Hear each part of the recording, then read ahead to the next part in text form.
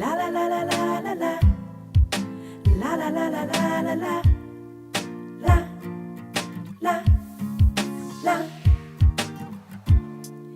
Behind the scene, my tears fall down. So many things have happened. The years go by and the friends you have for no more. Jealousy and envy. Wow, because you keep on grinding. People wanna see you fail, and although you fall, just move on. Crabs in a barrel.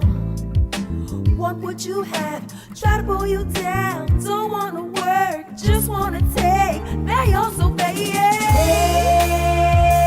on me. The more you hate, I'll get lifted. Hate on me. The more you hate, I'll get lifted. La la la la la la la. La la la la la la la. La la la. People come, people go. Where they at, I don't know. Liabilities, your creativity, assets I need. They give energy, but every now and then. Check. Hello out there in the universe. Welcome to Open Mics Cafe Live. I'm here today with the usual partner in crime, bro. Say what's up to the people, bro. Hey, what's up, everybody? How y'all doing today? It's been one hell of a week. Yes, it has. I don't know why. I shared this live and I'm trying to open it up. That joint look dark. Is it that it's not playing? No, mine. Turn video off. Where's your phone? Yeah, it's probably just my phone. You know, my stuff a little retarded sometimes. A little slow like that. But I want to welcome everybody out. The conversation today is called 50 Shades of Black. Good evening, Mary. How you doing today? Hey, Mary, what's up? This conversation is called 50 Shades of Black, and what we're going to do is examine the racism and the prejudice and bias that we have inside of our culture. And I do want to rap to y'all about a whole lot more. But first things first, can you go ahead and run out them shout outs there? All right, so today's show is provided by Latoisin Law. Yeah. Owned and operated by Chester native Enrique Latoisin. Latoisin Law is there for you when you need it most. They handle all of your legal needs. So support Chester's own Latoisin Law. They handle property transfer, criminal justice, and all other legal needs. Boom. Right firm, right now. Bam. Check them out. We also got shout outs to Northern Marketing. I might be related to them. You know, got the same. You might be. Mecca. Mm-hmm. Mind our own businesses. Mind our own businesses. That's right. I like that one. LeBron Construction, KC Electric, the Boys and Girls Club of Chester, Fresher Inc., TFG Tax Pros, Abstract Kings, Inspire Clothing, and Nerds Family Kitchen. Yes, sir. Yes, sir. You hit them all. See, that was Ro first time running them commercials to pay the bills. You know what I mean? So give him a little bit of time to get used to it. He probably need thick glasses like myself. But you know, we got young all this people, extra writing on here and stuff scribbled out. But you're supposed to be able to read through that, bro. That's the way it go, man. It's just the way that it goes. So let's dig into this conversation a little bit. The different shades that we are, the different shades that we see. Myself, I'm on the darker side of the spectrum, while Ro here is on the lighter side of the spectrum. And when I was young, there was different things that I heard. When I was young, I oftentimes felt not so attractive because of how dark my skin was. See, back then it had Christopher Williams, Tony Terry, when I'm with you, I hear a song. And all the girls like, oh, Had that pretty hair, them light brown eyes, and everything else, and everybody just fall to pieces over these light skinned men. And it was like that way for a long time. And once again, I chose this conversation tonight. Number one, because I'm waiting on this other book to arrive, because that's what's going to be my next series of shows. But I chose this conversation because it went along with the making of a slave and what separates us. And believe it or not, color does separate us. I mean, there has been a lot of stigma growing up in school, elementary school, middle school.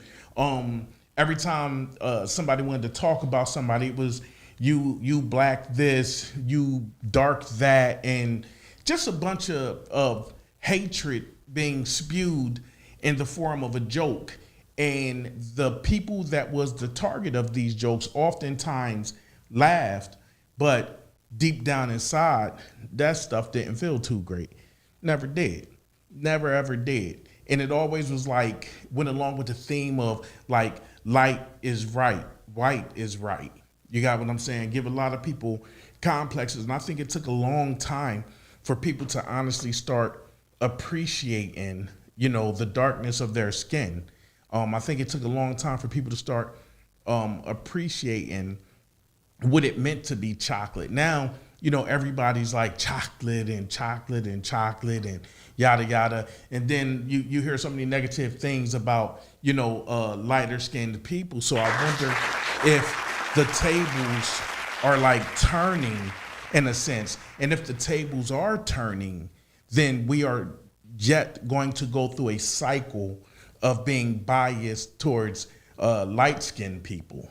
You got what I'm saying? I mean, what you think about that, bro? Well, I'm just sitting here listening to you because y'all had the joke. I'm not gonna lie. They did have the jokes against the dark skin, and I guess to you it hurt probably the dark skin, black folks, mentally, but physically the light skinned ones got bullied and jumped and robbed and everything like that. You know what I mean? Because they were lighter skinned and they felt like you were saying they were given, more things. People took to light skinned people more and things like that. Because it's either you get bullied, you can be fighting all the time. Very and true. Me, I had to fight all the time because that bullying shit ain't, I ain't. Said that's for the birds. That's for the birds. I was like, you might as well, because I always looked at it as like, well, you might as well just fight. But then, if you keep doing it, then they're like, okay, well, we're just gonna leave this light skinned nigga alone, because obviously he ain't giving in to the stereotype of just running and or just taking the beat down and stuff like that. Yeah. I mean, it ain't like I got all the girls. I mean, either I wasn't that type of dude. But I guess because I was a fighter. I mean, I don't know. I was the complexion, but I never fit the category. Well, and all my friends were actually brown skin and dark skin. Like I didn't get along with light skinned dudes because I ain't gonna lie, they were conceited. Yeah. A lot of them, some of that shit was true. Yeah. And I didn't like it my damn self, you know what I mean? Well, so, I think a lot of them, a lot of people were probably conceited because they were put on a higher pedestal. See, it's like when somebody has that favorite child, and that favorite child get everything they want, their behavior becomes their behavior is actually grown from the praise and everything that they get for being who they are. Like, let me tell you something. I had light-skinned friends. Dark skin, every gambit of color. And what I will say is there was a commonality with not all, but, quite a few of my lighter-skinned friends where you couldn't tell them nothing. They just knew they was the shit. If they go out, they be like, yo, well, I'm going to get the girl. And they go fixing their eyebrows and shit. And you looking at this brother like, yo, what you need, a shape up on them eyebrows or something, bro? Like, it was like things were being said that weren't said. And I think that it breeds resentment, like undercover. It's like an undercover resentment where you start being like, I can't stand this cat. I can't stand this cat because of how he acts. But we equate how people act to the color or the shade that they are within our race. Yo, man, I'm sweating up a storm. Yikers. Yeah. But back in the 80s and the 90s, the early 90s, Well, besides Class Act and everything like that, where they did switch up the light skin and dark Yeah. skin. But a lot of the movies that we had were, you know what I mean, you know how they used to do it where white people stay with white, black with black and all that stuff. But Yeah. even when it was just black movies, they put the light skinned girl, the light skinned guy, and the Yeah. dark skinned guy, the dark skinned girl, and things like that. So then, you know, like House Party. And Sprung was the other one. And just like, you know, Yeah. why does it have to be that way? It don't have to be. It could be intertwined. Well, it just You know? goes along with the very thing that, once again, like I said, we're evolving, and this is a transitional period that we're having this conversation. That I'm going to refer back to Willie Lynch and The Making of a Slave by separating us by the different shades of color, making us envy each other. So at a point in time, I do believe that a lot of dark-skinned people envy light-skinned people, because light-skinned people, it was depicted and pictured that they get everything, even in the movies. Light-skinned people was just like the way they moved, the arrogance that they carried, and then the darker-skinned people always tended to be a little angrier. Let's look at Living Single. We are living single. So when we look at them, the lawyer had the bad attitude. The lawyer, what was the lawyer's name on there? Do you remember? Max. So Max, she was the straight up hood chick. Bad attitude, she'll be up in your face, ready to knock you down, but she had a soft heart. Now Sinclair and what was Kim's name? Kim Field's name? Sinclair, Khadijah, and Oh shit! I can't remember Kim Field's name in that. But regardless to anything, they had a different kind of demeanor. Oh, Regine. I should remember that. Regine, 'cause her yep, name like mine. Regine, yep. So they had a different kind of demeanor. So let me give y'all another example. Martin. Look at Martin. Like Pam was the attitude person. Pam was the angry person. So what was Gina? But you see what I'm saying here. Matter of fact, let me take you one step further. Bernie Mac. So when you look at Bernie Mac, baby girl, the youngest girl, the light-skinned one, the lightest girl in the house. You know what I mean? She was pretty much the cool one, the cute one. And Camille was the one with the attitude. All the time, black girl attitude. Bernie walk around, I don't know what's wrong with her. What's wrong with her? You know what I mean? And so subconsciously, it's depicting the behavior that's attached to the darker shades of black. They did that with 3 shows.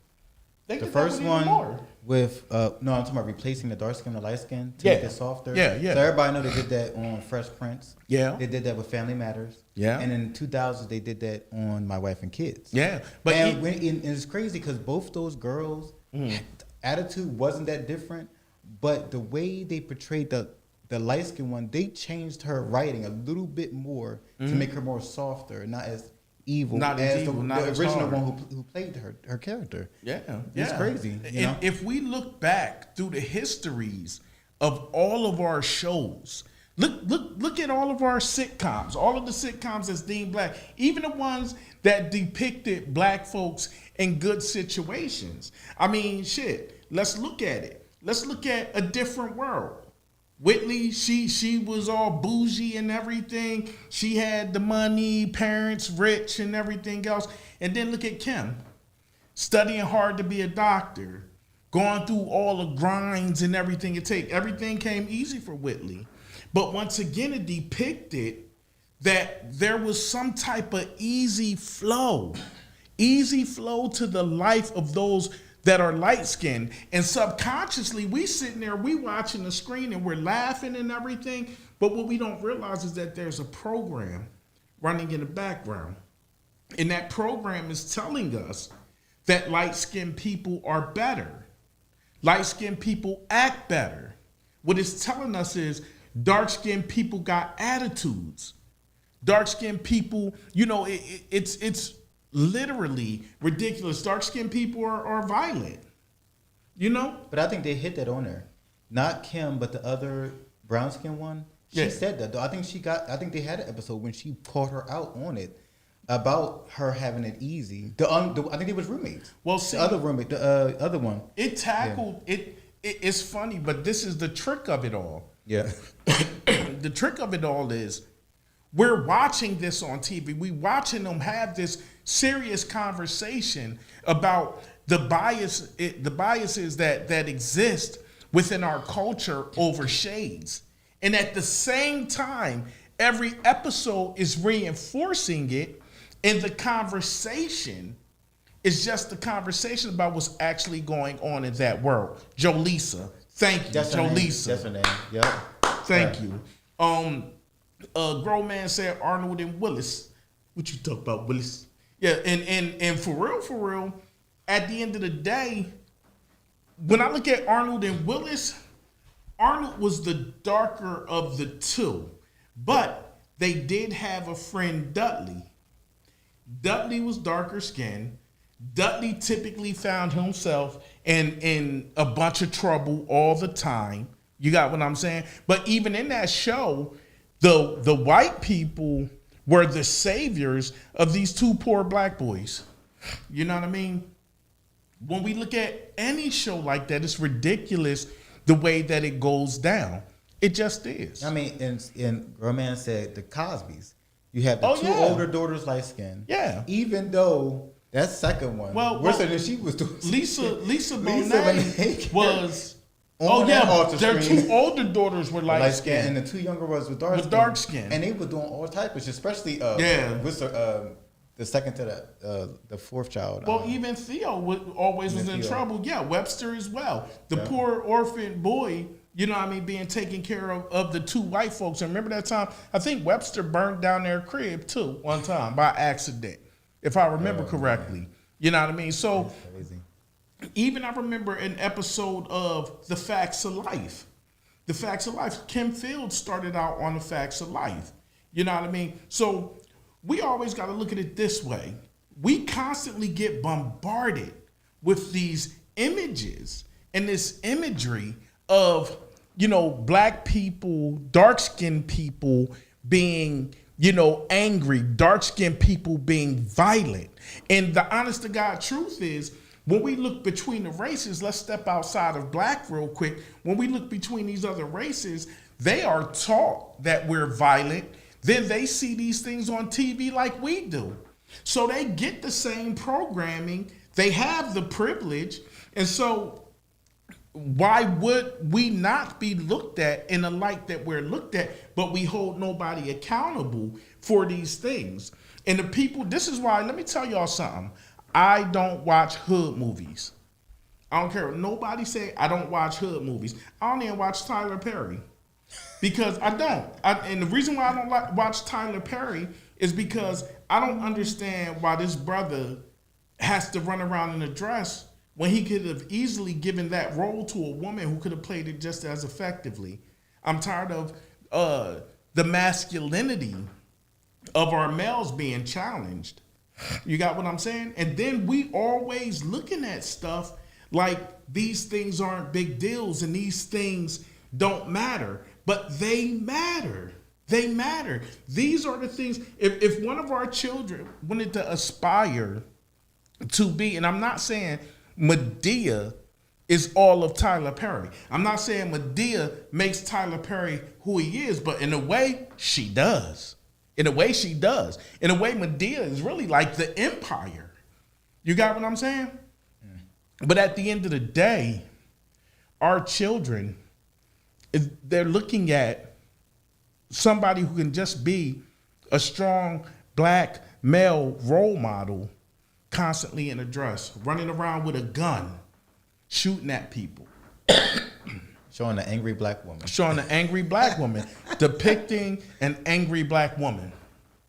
And people say, oh no, it's not an angry black woman. It's a black woman, no nonsense black woman. This, that. No. She has her little nuggets of wisdom here and there. But pretty much, she bowed it.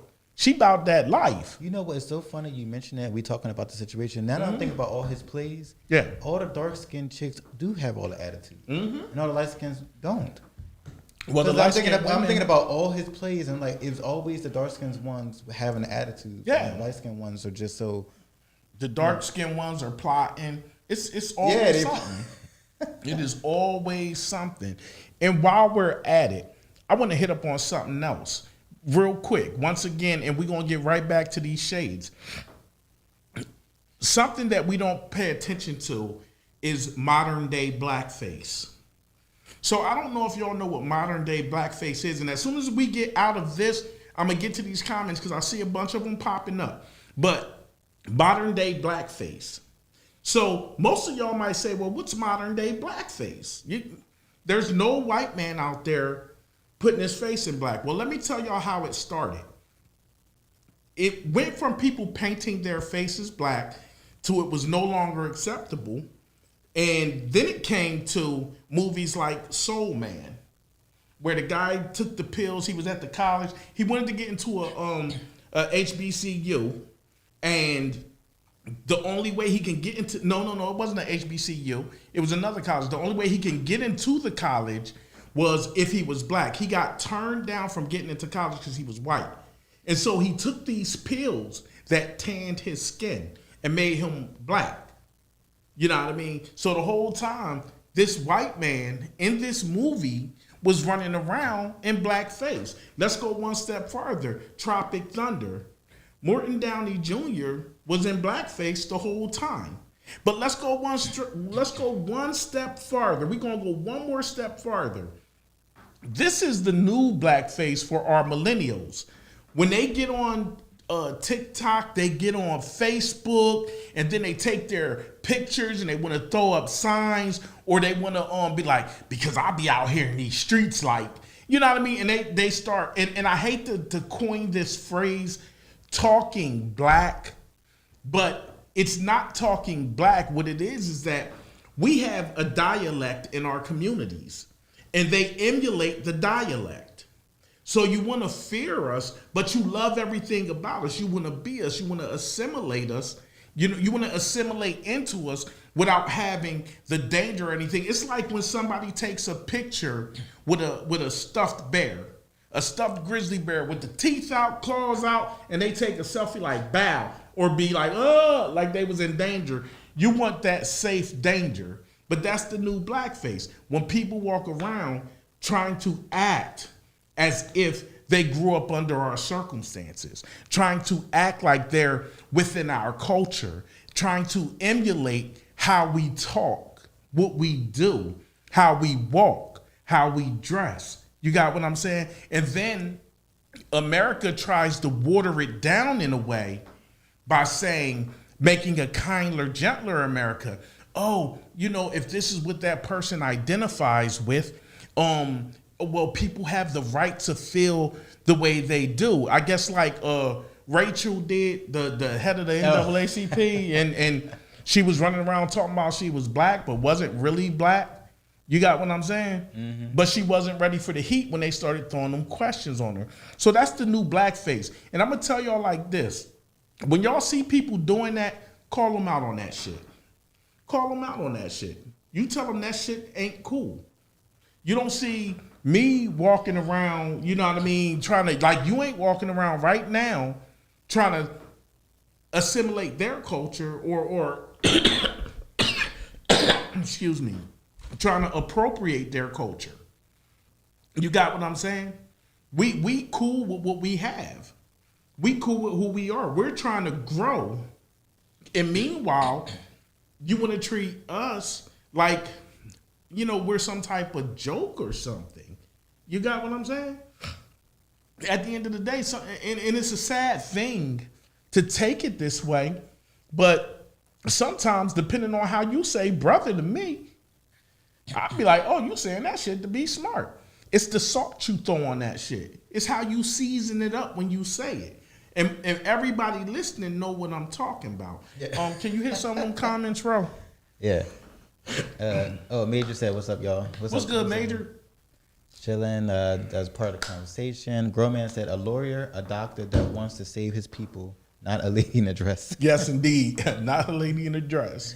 Hey, what's up, Christina? She said, those movies feed into our subconscious, and so subconsciously we start to portray that way, not knowing why, but because it's all we have seen and listened to. Yes, indeed. Yes, indeed. Yes, indeed. And then Nell Miller says, just like Hey, cousin. just like they just stole all our dances and had the white girl perform them on Jimmy Kimmel. Jimmy Kimmel. Yup. Hey, let me tell you, because what's cuter than that? Now, nothing against white people at all, right? But even when I think back to like Missy Elliott video, and they used to have it was some little young white girl on there killing it. She Yeah. was killing it. But let me tell you something. You know, hundreds of little black girls with their black girl magic killing it that could have been in that spot. And that's not saying, oh, hey, block all the white people out of every black instance in life. It's not what I'm saying.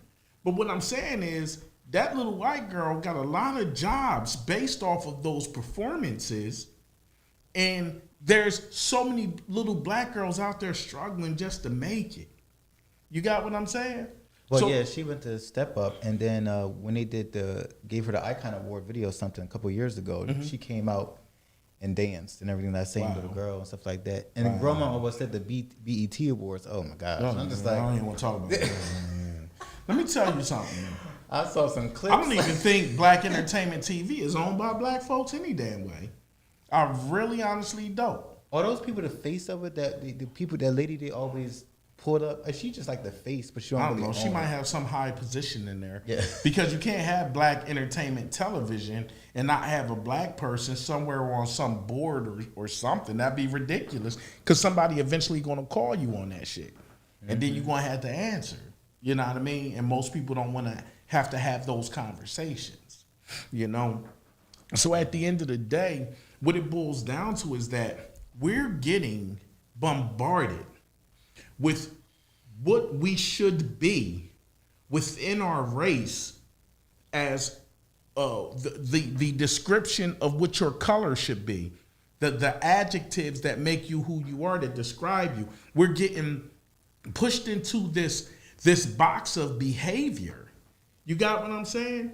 And lo and behold, when we're looking at these things, we start identifying with it. If you see, like, when you see people typically, like, let's say it's a dancing thing. You know what I mean? Mm-hmm. Typically, it's the lighter skinned brother, you know what I mean, that you like, oh, somebody gonna have to pop a cap in his ass. You know what I mean? Because that's how you looking at it. Because after a while, this motherfucker running around like he everything. And you like, he ain't nothing. You don't even know this cat. He playing a part. But he's stirring it up inside of you. And you know it's bad when we as black folks watch fucking Rocky and we don't want to be Apollo Creed. We want to be Rocky. And the sad part is knowing that it's so many like black boxing legends. Like everything we touch, we run through it. We literally run through it. Oh, and while I'm at it, if y'all ever get the opportunity, look up the Eve gene. So one of these days I'll do a show about the Eve gene. And it's something about mitochondrial DNA. And I know it sounds complicated, but I want to be able to break it down in such a way that we can have a really good conversation about it. You know, they say everybody is descended from mitochondrial DNA. You know, women pass it on, but men can't. Men have no way. The woman has the whole egg, and we shoot millions of sperm into a woman, and only one is like the lucky winner. You know what I mean? We don't pass on mitochondrial shit. So everybody on this planet is actually descended of a female. And we all have female in us. And this is the weird part. This is why I was talking before about how I'm telling you, when you start looking at the evidence of stuff and you start hopping down the rabbit hole, it's something large inside of me that say, man, I believe in a higher power. I believe in a higher being. But sometimes I'll say, man, I think that higher being just might be a woman. And also, you know, Africa is the cradle of civilization. It's where man started out. Man meaning mankind started out. You got what I'm saying? And they migrated to other spaces as climate change and things like that happen. But I'm going to leave that where it's at. We'll keep moving forward. So the big thing becomes, do we prefer lighter skin? And if we prefer lighter skin, why is that? Why is that? And I'm going to compare this to something. I'm going to compare this to heavy women and skinny women. Okay, innately inside of us, men subconsciously, they want women with thicker hips, thicker thighs, more, for lack of a better word, sturdy, because that helps with the procreation of our species. So subconsciously, just like animals on this planet, you're looking for someone who can take your seed and have a baby and be able to make it, to carry that baby to term. So, and not saying that a skinny woman can't do it. It's not what I'm saying. But what I'm saying is, innately inside of us, it's like something that we're born with, part of our animal instincts, the same way, like if you sitting there in a crowded room and you could go bam, and somebody looking at you, you can feel that. It's much like that deer at a lake drinking water, and he like, bam. Oh, I see you, tiger. You thought you was gonna sneak up on me, but not today. Not in my house. You know what I mean? So what I'm saying is that when we look in terms of that and knowing, like scientifically, we will be drawn to that. The question becomes, then why is it that everybody tries to pick or prefer, for the most part, or thinner builds on women? Even though women nowadays are migrating to the thicker side, getting implants and things of that nature, trying to make their bodies look bigger than what they are. You know what I mean? People need to think about that. Honest to God truth. Honest to God truth. But I was saying all that to say, so does the media kind of help out with that scenario the same way the media helps out with people glorifying skinny people? So do it help in the whole mindset of light-skinned people are better because of that same media that pushes forward skinny people are everything, or you need to be skinny, or skinny is attractive? Do you think it's the same thing? Yeah. Yeah, pretty much. Because it's going to eventually shift, like how you say now. You know, people ain't too much with the light skin thing now. You know, everybody's brown, dark skin, and everything like that. Embracing that more, just like how you used to embrace skinny. Yeah. Back in the 60s and 50s and all that other stuff and things like that, until, you know, Pam Grier came out. She had a tiny bit. She wasn't thick, but she got a little bit more. Yeah, she wasn't thin. Yeah, the way she you was decided it. Because I mean, is that one movie she played in? Everybody was like, oh, you know, she was playing with that really thin chick, and everybody was talking about her. But I was like, you know, Pam Grier looked better than her. She has a little bit more meat. Well, shit, even like when that. you look at it, You fucking when Marilyn Monroe hit the scene, Marilyn Monroe wasn't skinny. She wasn't She wasn't skinny at all. But can you read some of those comments? Yeah. So then I said, nothing against them at all, but have the people from on TikTok that made them up. Yeah. Mm-hmm. Christina said, here goes something else. When white girls dance on TikTok, they keep it up. But when black girls dance, they flag it, take it down, or it goes under review. So it's okay to emulate, but the original version is not good enough. Hold on, wait. I did a poem about my brother being murdered, and I made a video to it. I posted it on TikTok, and they took it down. And they gave me a warning and everything. And I started asking myself, well, why did they take the video down? So I went over the words. It said, how do you sleep at night? Knowing you took the life of another man, judge, jury, executioner, all with the movement of just one hand, and bam, he's gone. Now I'm stuck here with these fucking slow songs. Lord, please give me the strength to hold on. Sometimes I wonder even if you realize what you did was wrong. You see, your mother still gets to feel your warm embrace. And once another year passes by, she gets to celebrate another birthday. But for me and mine, you took that all away as if someone had given you the authority. Have you forgotten his face? I bet you have. But nigga, you owe me. So look at me. Look at me. Can you see him now?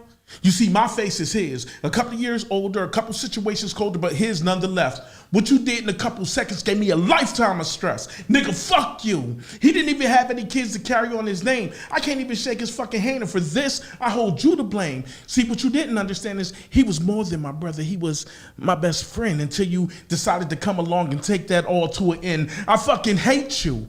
But I'm going to stop it right there. But what I'm saying is, although it's filled with the language it's filled with, TikTok took it down.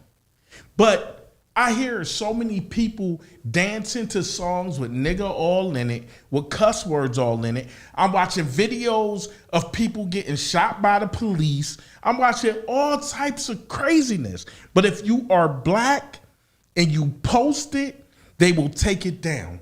I even watched a white guy and his son do a duet with a duet with this a part of the movie Life when they was talking about Ray, what you planning? Nigga, what you planning? And they was like mouthing the word nigga and everything.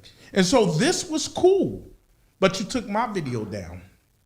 So see, we're only getting what they want us to have. And what we get bombarded with, our brains are like miraculous things. Let me tell you something. Subconsciously, you do start to soak that shit in. Subconsciously, it becomes a part of you. If you sit and you watch murder all day, guess what? You'll wind up having things like anxiety. You'll wind up having things like depression. Look at the TV you watch. Listen to the music that you listen to. And try to understand why you always feel like you alone. Why do you feel like it's you against the world? Why you feel like don't nobody else care? Now listen to them lyrics and tell me what them folks is saying. I do my dirt all by my lonely. You got what I'm saying? We got to start thinking about that shit.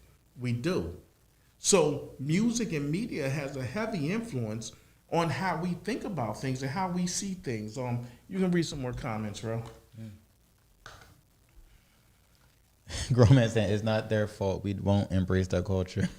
He said, "Oh, cause it's bland, like the potato salad and fried chicken." Shut up, dog. Gotta bring the salt and pepper. Hold on, what did Mary say? Mary said, "Mine not bland." Bam. Wait, Mary is black though, right? Mary white. Oh, okay. So, you ain't white. Hush up. Oh, okay. Cause that's what I saw. I was like, Right man said, "It's what's her name, ladies. I know it began with an N." Other than Ruben said, "Talk that talk." The man said they want that because of television. Yeah, you talking about that. And who is the someone that not comfortable in their own skin? Man, let me tell you something. It's a lot of people not comfortable in their skin, but once again, I hate to say it, like I said, this whole thing is transitioning. We're transitioning into our next book. And I'm going to call these books of awakening, books of enlightenment. Regardless to what the subject matter is, when you read these books, it's going to enlighten you because it's going to teach you something. So when we look at this book, although we're finished with this book, but I still have it with me, when we look at Willie Lynch, the Willie Lynch letter, Making of a Slave, you know what I mean? And we find out why people don't feel comfortable in their skin, why people hate it, because when lighter things are glorified and darker things have to take the back seat, when you look at yourself, what do you see when that's all you hear? When you are bombarded with inferiority, an inferiority complex, this is all you freaking know.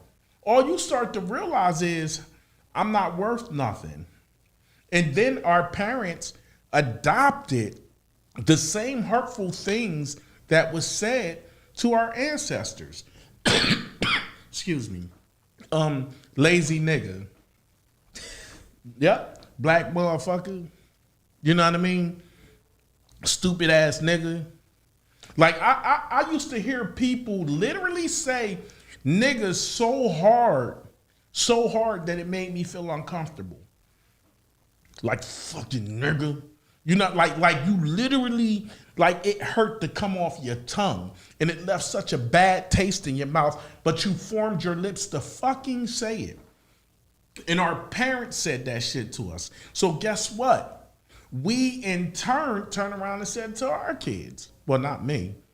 I got all girls anyway. I don't know if you refer to girls that way, but I tell you what, it's a lot of freaking. Thank you, sir, very much. It's a lot of nappy headed bitches, and we traded in. A lot of females traded in their crowns to be called bitches and bosses and everything in between. But you'll never be a woman again. That label and title is no longer glorified. And now people will walk around and they'll call themselves queen. But then you in the same functions and shit saying, yes, bitch, yes. So you got to make up your mind on what you are. Make up your mind on what you want your kids to hear. And we always think that our kids ain't listening to us, but they listening to us. They listen to you when you on the phone. They listen to you when they in the backseat and you in the car talking. It's like, yeah, that motherfucking nigga, this, that, the third. They're listening to that. And we're constantly just reinforcing what they see on TV, what they hear on the radio, and now what they're seeing in real life. I'll tell you this, never ever in my life will I ever run around and call my daughters like bitches or hoes. Like I get mad, I'm not gonna be like, you little bitch. You know what I mean? I don't see the stinking bitch. You know what I mean? I don't see myself doing something like that. You got what I'm saying? But I see people do shit like that, especially with our young men. They always a nigga. Like, how can you take a word and think that you put a spin on it to mean something positive when it's so negative? How can that be positive? Well, in the beginning, it was supposed to be for empowerment. Bro, that's not but it's not. It don't feel like it never was. No, that way. Let's look at saying. where it come from. Like when I first really started hearing nigga like that, it was in our music with like NWA and NWA, 2 Live Crew, shit like that. Because before all that, everything was more so on a more positive note. We had KRS-One, we had freaking Queen Latifah, we had, MC Lyte, we had Special Ed. Nobody was running around talking about niggas and niggas and bitches. But I will say this, back in the day, they was saying hoe. They was definitely saying, cause she's a hoe, she's a hoe. You know what I mean? They definitely was saying, words like that, but it morphed from that into worse things. So we only really started focusing on those negative attributes, those negative things that were placed upon us. Because a lot of times you got to understand when things are attributed to you, that you don't put them on yourself. They were put on you. And so just like back in the day, black people were called niggers and black women were nigger bitches. You got what I'm saying? And so either way you take those terms and you say you're switching them around to make them terms of endearment, I don't never want to be your nigga. I'd rather be your brother or your friend. One movie, there was back in the day, and the guy was like niggers. And I was like, oh, shit. I was like, damn. But that's why I'm saying that they were saying back in the day. At the end of the day, we got to start looking at that shit. We got to start looking at what brought us here. What brought us here? See, we can't begin to work together at all until we learn why we are here. A lot of people want to tell you to leave the past stuff in the past and start from today. Well, let me tell you, if you don't never heal from the past stuff, it's always going to come back up. It's always going to come back up. If you don't get closure to something, it'll always be on your mind. It'll always be in your heart. And how can you expect to heal from past aggressions, therefore teaching your children better things, if you can't revisit these things and learn how to understand what happened, and why we are where we are? You want to read some more comments, bro? Yeah, Christina said that's why the white women used to wear those dresses back in the day to make their butts more pronounced.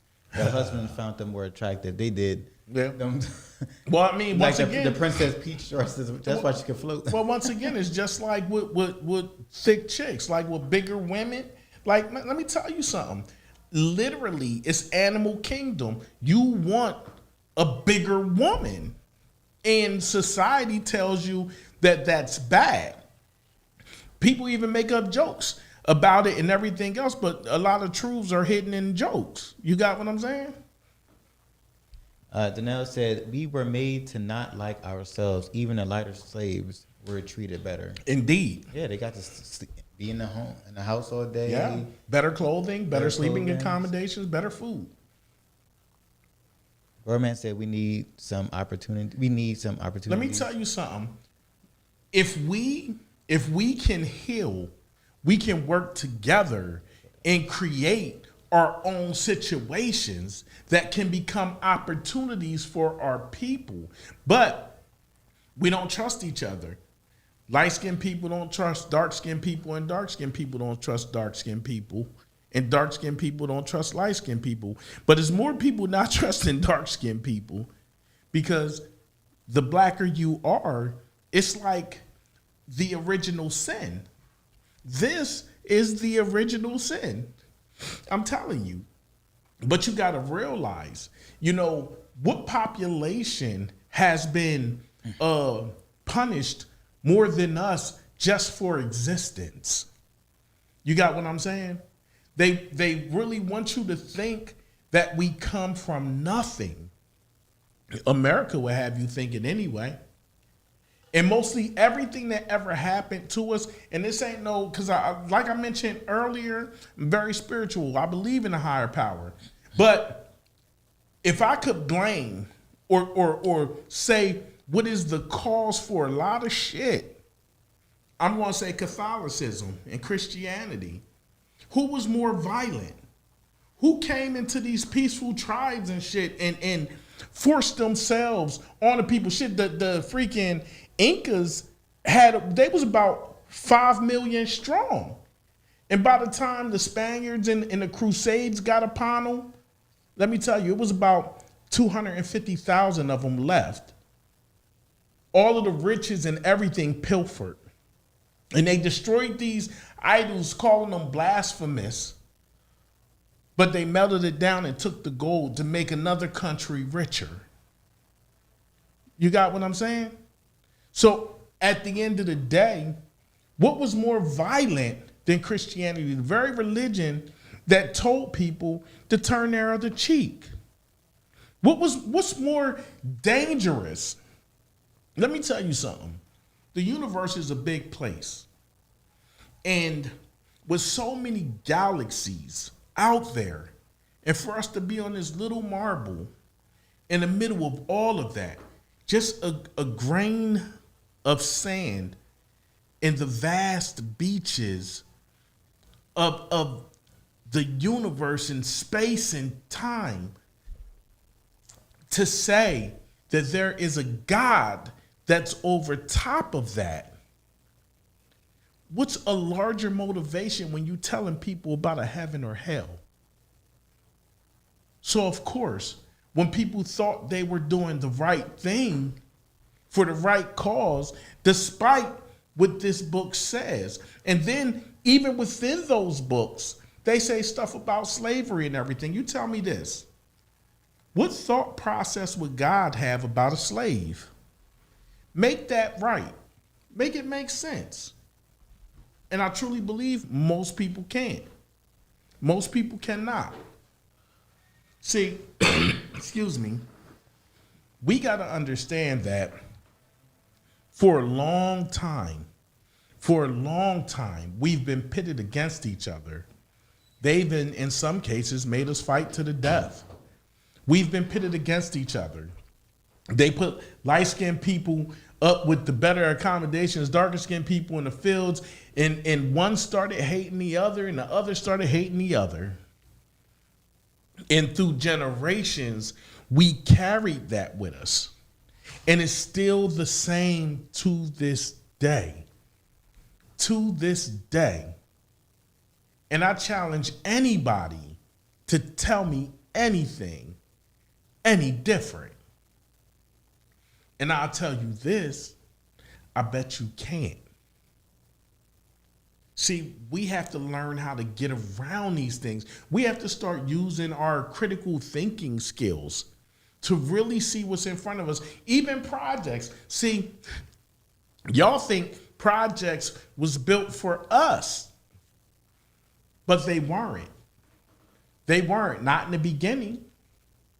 But it came along with segregation and everything else. And they had projects for white people and they had projects for black people, believe it or not. And projects were actually homes for people that could afford to pay for it because it used to be a housing shortage in America. So when they started making projects, they were for people who could afford to live there. And typically they were in areas of industry, because they needed homes for the workers to live in. And that's how projects came about. But then when they started moving black people into projects, it's typically after the industry got up and left. And all those white families that was working with that industry got up and left. It happened here in Chester. If you look at your history, it happened here in Chester. I'm telling you. Chester wasn't always black, but I keep trying to tell people, I know I'm off subject, but I have to say this. Understand gentrification is happening right now. Just drive up and down the streets and tell me you don't see more white people in our community than you ever seen in life. I've seen white people in places that I don't want to be in, that I'll drive past, but I'm not trying to hang out there. And I'll see them just jogging past and shit, and you like, whoa, what's up with these yuppies? You got what I'm saying? You look out the door like, oh, there goes the neighborhood, you know? And before you know it, like I said, they never gonna say, get out, nigger. But what they gonna do is say, okay, the rent here is now $1,200 and we don't accept Section 8. You know. Can you read some more comments, Ro? Christina said, people actually shouldn't even want to be a queen if they knew the true story behind it. Being a queen is a tough role. They should replace it with goddesses. Well, that's when we're talking about music. Roadman said Ice Cube went to high school on the same thing as Michelle Obama. Oh, that's when we was talking about the rappers and stuff, African. Yeah, all the different Yeah. genders, generations. Let's go on down here. Christina said, yes, and someone in the family has to break it. And when you do decide to break, if you're looked at as the black sheep. Yeah. Let me tell y'all something. As far as generational curses go, I'm going to literally say, if you got a family of 10 people, maybe one person, if they're lucky, will break that curse and hopefully teach their children better. But we're all damaged. We're all damaged to some degree. And so much like old black ladies in churches, sometimes their slip be showing, sometimes your pain and past is showing to your children, and you may not realize it. It's very hard to break something once you've been fully indoctrinated to it. I mean, hell, I'm doing my best to try to educate myself. I'm doing my best to try to share the things that I learned and have these conversations with you guys. And it's not because I hate white people, because let me be honest, I don't hate white people, but this ain't about that. And sometimes when we talk about black situations and black problems, I think a lot of times white people feel threatened because what it is they think they're getting organized or something. They destroyed the Black Panthers but didn't destroy the Ku Klux Klan. They destroyed Martin Luther King, but nobody touched Billy Graham and all them cats. You got what I'm saying? Like, we got to look at stuff like that. All the time we have to look at stuff like that. When we even remotely look like we're getting organized, it becomes a threat. And let me tell you something. I'm not 7 foot tall, but I've seen people look at me with fear in their face. Let me tell you something. For a lot of y'all who may have watched the incident, the time when my daughter car got messed up and the people was getting smart with her and stuff, man, I went down there. They did everything in their power to appease me because I went in there with this face. I went in there and I'm this size. I'm not saying I'm huge, but I'm this size. So they knew better. They knew better.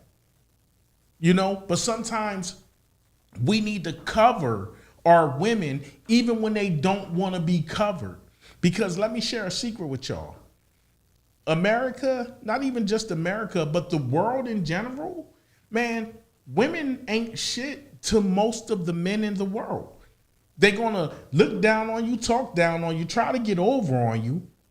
They're going to try to put you in a situation. And if you try to stick up for yourself, all they're going to say is that you're being unreasonable or, oh, what you PMSing? So nothing you say gets taken seriously. You get paid less to do the same damn job. And the crazy part is most women that are even house mothers, it's not even looked at as being a job. It's a lot of work in taking care of a fucking house, a whole lot of work. And believe you me, most of y'all know I raised my kids by myself.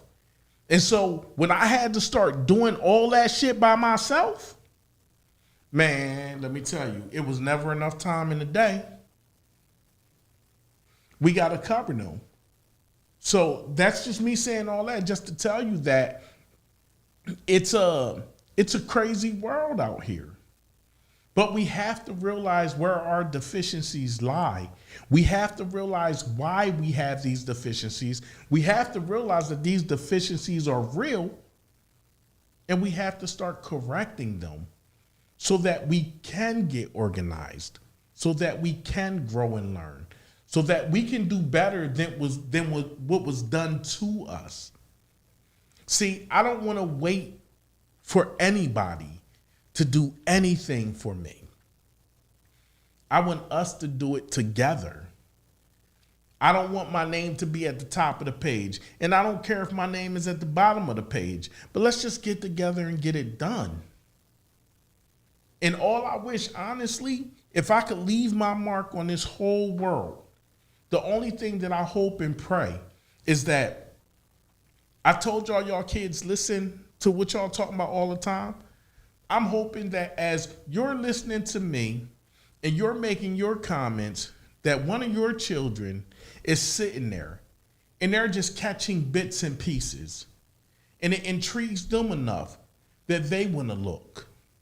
Because maybe it won't happen in our generation. Maybe we feel like we too old or we don't have the time. I don't know. But for a child, they're not thinking about the end because all they can see is forever. They don't see their death. They're invincible. But we realize our mortality. We already jaded over years and years and years of motherfuckers doing this, motherfuckers doing that. Oh, this person is just this. So we got to kind of like shake that shit off. I'm hoping them kids is listening and them kids is eavesdropping and them kids are hearing. So they'll be our kings and queens of the future. So they can show us how to do it. And then after they put all the work in, we'll do what old people do to us. Oh, let me show you how it's done, young buck. No, don't show me how it's done, bruh. That's why they don't want to be listening, because they see where we let it go. They see what's happening. And they got more freaking energy than we ever had. Shit, they want to burn shit down. They want to be Malcolm X, and we still trying to be Jesus.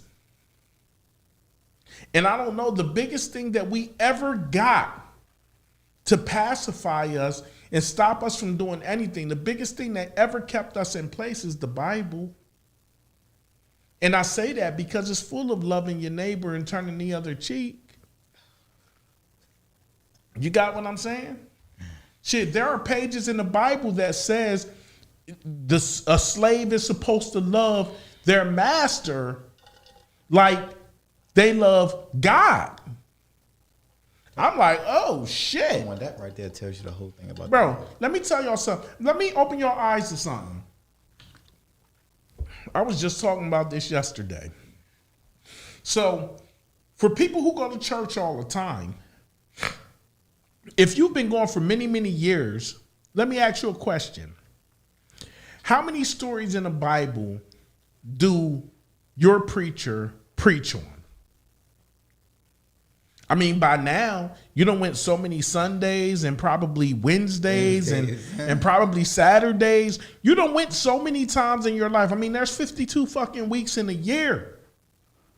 If you go to church twice a week, you went 104 times a year, which means in 5 years, you done went 520 times. In 10 years, you went 1,040 times. 1,040 times. Now, out of the 1,040 times you've been to church in 10 years, just 10 years, not talking about your childhood, not just 10 years. Out of 1,040 times you've been to church, how many different stories does the preacher preach on? Moses, couple situations, the burning bush, 10 Commandments, Noah, Adam and Eve in the garden and them getting kicked out, Cain and Abel. Mm-hmm. And if they want to put fear in people, they talk about the, what's the ending? Revelations. Yeah, but the whole thing becomes this. This is what I'm trying to say to y'all. Out of 1,000 times you keep hearing the same stories. What, is nothing else relevant? And then, excuse me. And then I always tell people that Enoch walked with God. And this ain't turning into church, but this is me talking to you about church. Talking to you about the Bible. Enoch walked with God. I think they mentioned Enoch probably twice in the Bible. But this man literally walked with God, and he was so special to God that he never died. God took him up to heaven. He never died.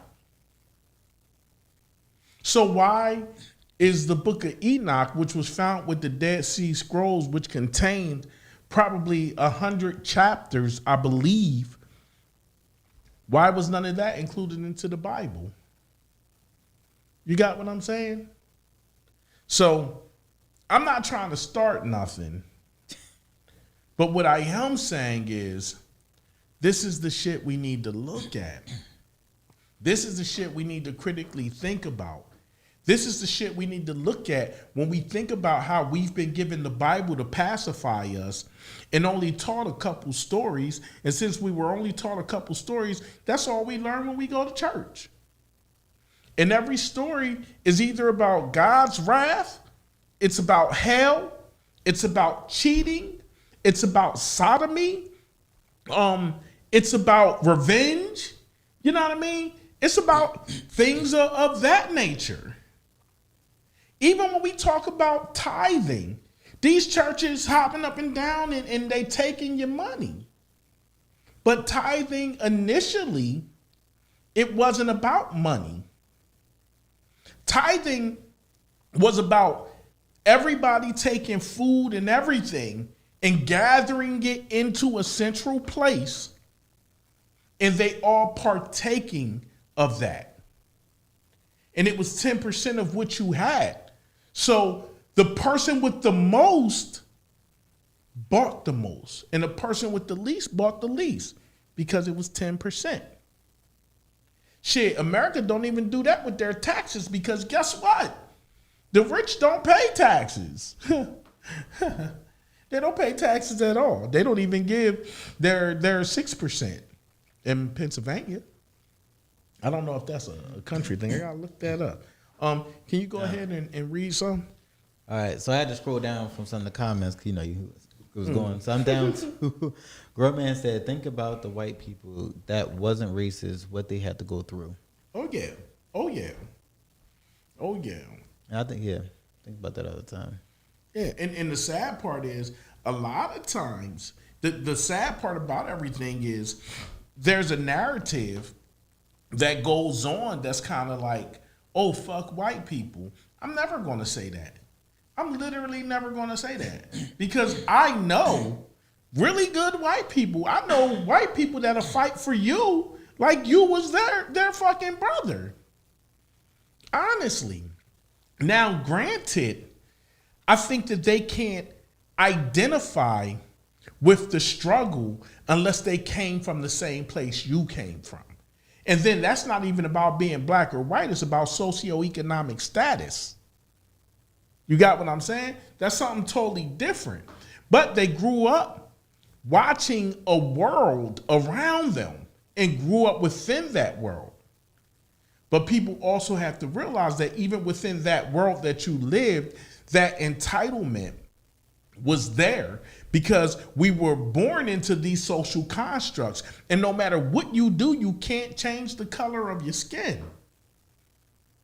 So if you was one white person, you got caught with 5 black people, you still going to get sentenced like a white person. You got what I'm saying? And that's no disrespect to anybody. It's just fact. Shit, Derek Chauvin got 22 and a half years for ending a life, 22 and a half to 30 years, something like that, for ending George Floyd's life. Shit, Yeah, it was some young boy who stole a fucking backpack that got, shit, I think he may have got just about the same. Yeah. You know what I mean? It's people who freaking was on their 3rd strike for selling weed or something. You know what I mean? And got ridiculous time. You know, but that's a dead argument, because we all know it goes on. They know it goes on, but nobody's doing nothing about it. I thought you get 25 to life when you kill somebody, so he gets a break because he's a... No, everything is different from state to state. Each state got like a maximum they can give and a minimum. It's like if you caught in a school zone with a gun, there's a minimum amount of time that you get for being caught in a school zone with a gun. Yeah. But they got a max also, you know? So at the end of the day, I think what we really need to start looking at is all of these factors that go into having us seeing colors within our own rainbow. All of these factors that make us feel like we're either worthy or we are not. Shit, there's little kids looking in front of the mirror thinking about killing themselves just based off of the fact that other little kids make so much fun of them that they feel worthless. And these children are beautiful, beautiful. But they're carrying our generational curses that we keep passing on. And you don't have to, once again, you don't have to teach somebody. Your kid could sit there and watch you react to shit. Why wouldn't they react the same? I've seen single parents, single women raising boys, and if their mom do all this when she arguing, watch that little boy when he argues. Watch what he do. He be like, he'll roll his eyes. If his mom make a habit of rolling her eyes, that little boy gonna be like, and that's why your feet stink and you don't believe in Jesus. And you'll be like, boy, what the fuck? You know what I mean? It's crazy. The mannerisms, they pick it up because that's what they're around the most. Mm-hmm. You know? Can you hit some more of them comments? Yeah, but these comments at the end, they was talking more about the Bible. Bible, about the King James Book of Demonology. Is that what it really called? Demonology? I gotta look into that. No one questions Question that that either. Oh, he probably talking about the King James version of the Bible. And most people don't realize if you own the King James version of the Bible, let me explain something to you. So, King James revised the Bible. Well, number one, let me tell you something. Christianity in the Holy Bible is fucked up in so many different ways you could never even understand. It's been trifled with so many times. So at a point in time in England, it was against the law to translate the Bible from Latin to English because I guess they didn't want people actually reading the word for themselves. Because even farther back, you couldn't pray to God. A priest had to pray to God for you. And the priest was the middleman.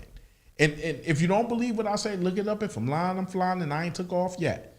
The priest was the middleman. And so what they would do is have rich people, they would be able to pay a year in advance to gain penance for their sins and stuff.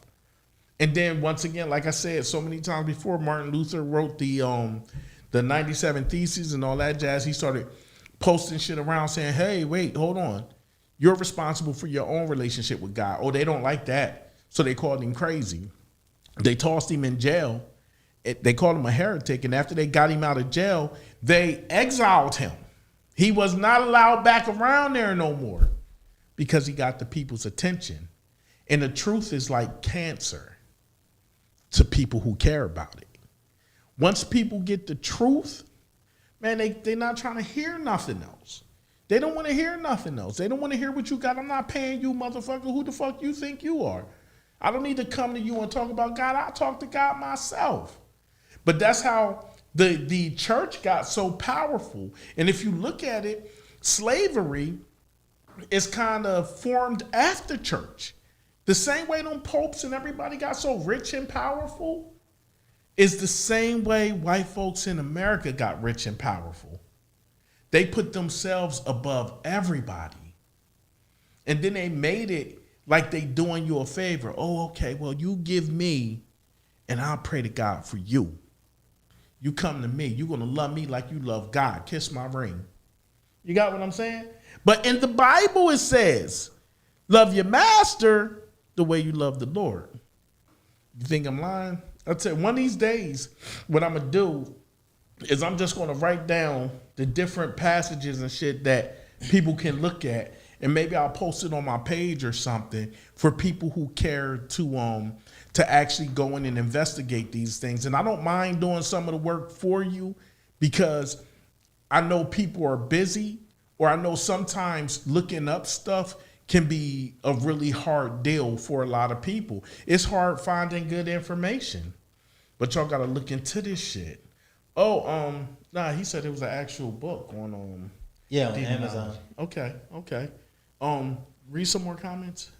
Christina said, exactly. If people really believed in God and who they are, murder is a sin. So how is it today? Okay, that white people can commit these sins and they are forgiven.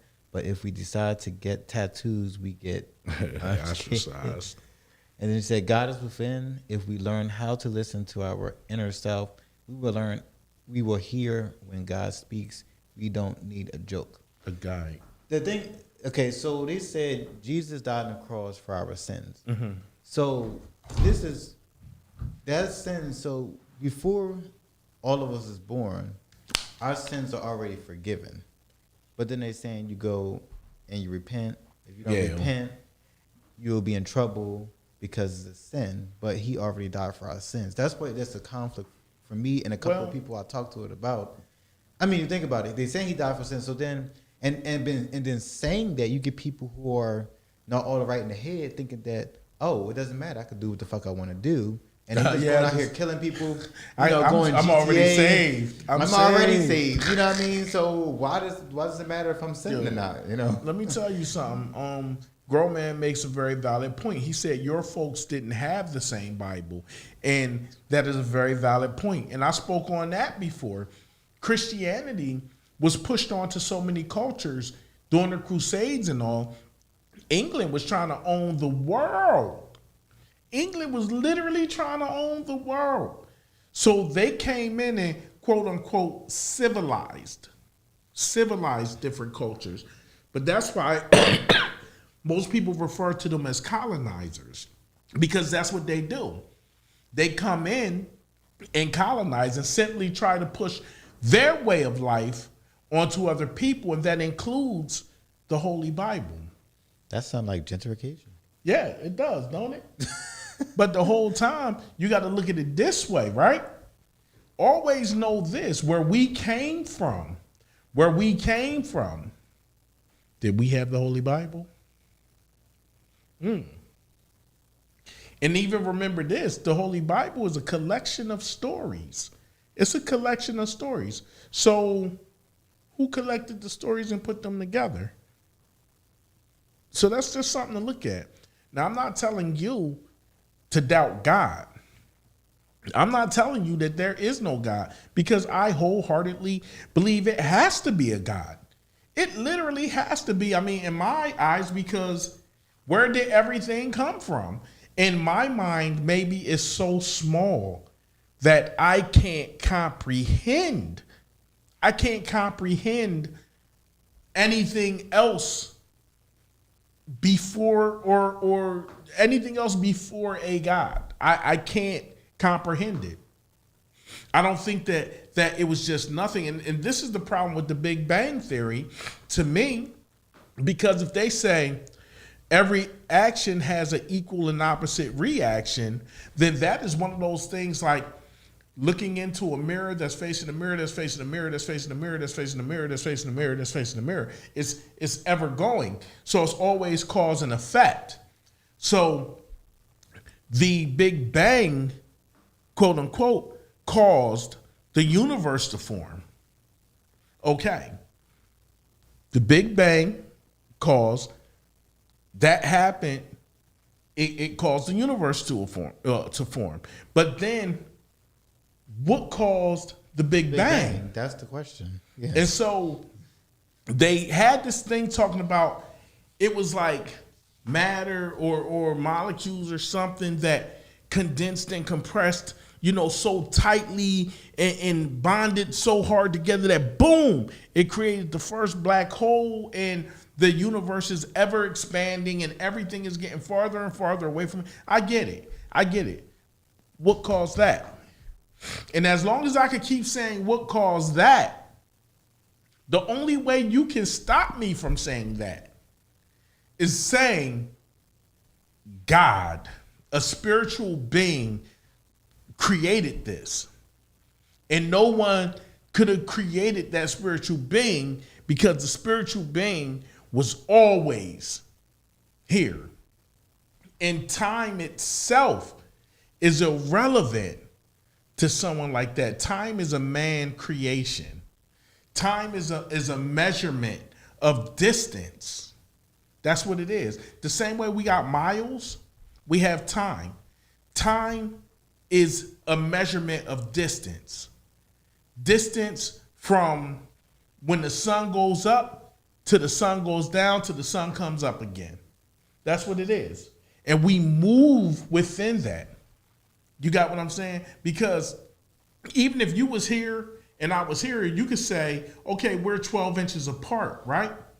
But it takes time for us to close the distance. But I don't want to get all into that because it starts sounding like too deep. And sometimes I get off track, and I know now it's time to come back because now I'm talking about concepts of the universe and fucking time.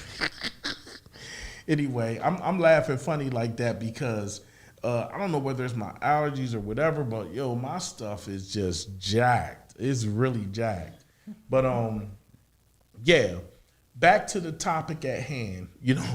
50 Shades of Black. 50 Shades of Black.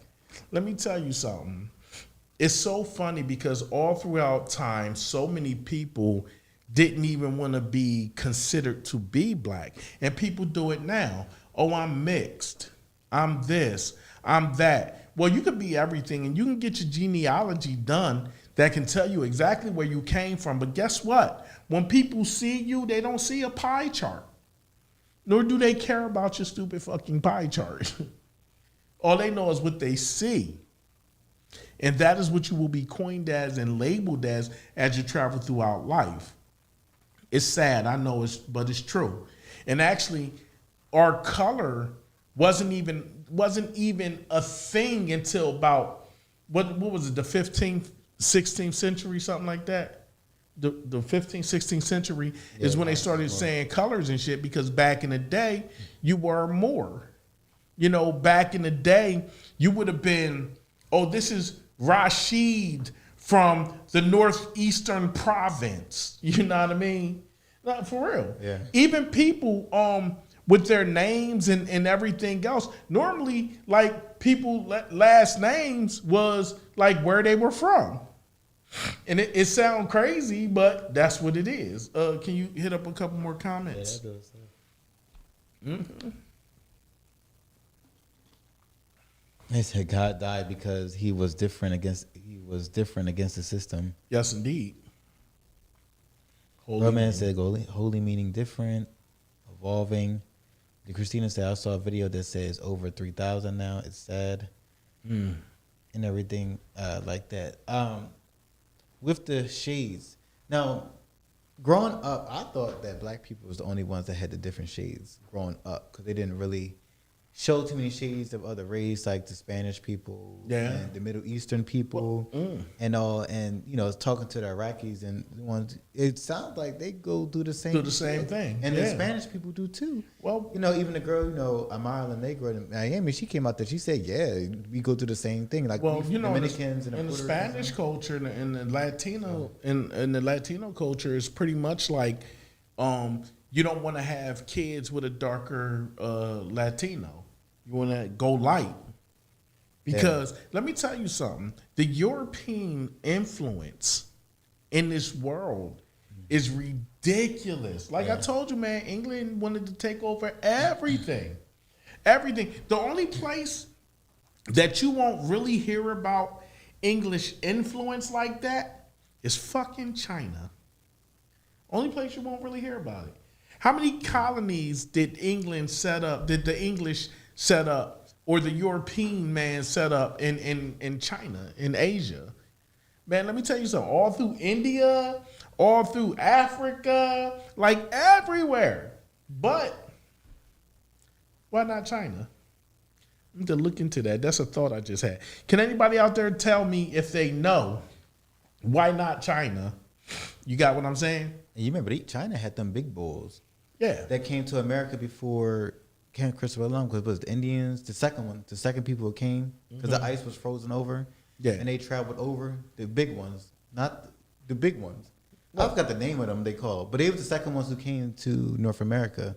I gotta look into that. You know the name. When you hear the name, you're like, oh yeah, I heard about them. You know what I mean? Not the Valkyries, it's the other ones. I forgot. It's the real huge Asians and all and things like that. But they came over and they traded, I heard, with the Native Americans, and then they went back. You know. Oh, probably. Well, I mean, because American history got us believing that Christopher Columbus discovered America. Like he was the only person who ever came here. But it was already black people here. You know, the American Indian is indigenous to here, but it was black people here. The Vikings came before Christopher Columbus. That's what it was. That's what the Vikings. Yeah. The Vikings came before Christopher Columbus. So at the end of the day, like I said, I heard a comedian say, every culture in this world is responsible for building and doing great things, and white people are responsible for taking credit for things. They said they just show up and, oh, you did all the work over here? Oh, it looks nice. Who owns this? Oh, well, I guess I do now. You know what I mean? But I mean, it's true. I think they perfected like colonizing. They perfected invading and taking over. They perfected weaponry. You know, I think it's one of the reasons why America is such a strong fighting nation. You got what I'm saying? And our population here is over 70% Caucasian. You got what I'm saying? Wait, so where did you say the Asians created the weapons? No. Well, created agents the weapon? created gunpowder and stuff Gunpowder like and that. Is that where they got it from? And they had different. Well, they created gunpowder because of creating fireworks, and then after gunpowder was created, and they made these fireworks, they added colors to it and everything else. Over time, when you invent something, they invent new applications for what it is they have. So they discovered, like, if I put this gunpowder in here and put some projectiles on here and I add fire to it, it'll blow out and the explosion will push the projectiles out. And you got what I'm saying? Yeah. So, I mean, it's a big history with that. But like I said, once again, America and Americans and the Europeans and everything was pretty good at, discovering new applications for deadly weapons. Indeed. Indeed. Streamlining stuff, making stuff, a little faster. So somebody would invent it and they'll take it and evolve it into something that helps them conquer. You got what I'm saying? Oh, yeah. Yeah. Oh, definitely. So that's what it kind of boils down to. So back with the shades and everything like that. So what is it said? Was the light skin brought out because of the white people meeting with the black folks, or were the light skinned people before? Well, no, I would have to assume that in all different cultures, it becomes like a mixing cycle over time. Like some people will say evolution, people move into different parts of climates of the world and over so many generations, no longer needing skin to be dark because maybe you lived in a place that it was cold, no longer needing dark eyes to protect you, from the sun or whatever. It's like a lot of different things, that goes into that. And I guess that's one of those things that we will really have to dig into and study to truly get the gist of that. But they was talking about mitochondrial DNA and the Eve gene. And so if Africa is the cradle of civilization, then the Eve gene resides in the black woman. And men can't pass along that Eve gene. Only females can, through birth and through generations or whatnot. So if civilization started in Africa, and it's safe to assume that within Africa, everybody was like dark skinned to protect them from the sun, because even white people now, they got to put shit on their skin to protect them from, the sun's rays. But we don't.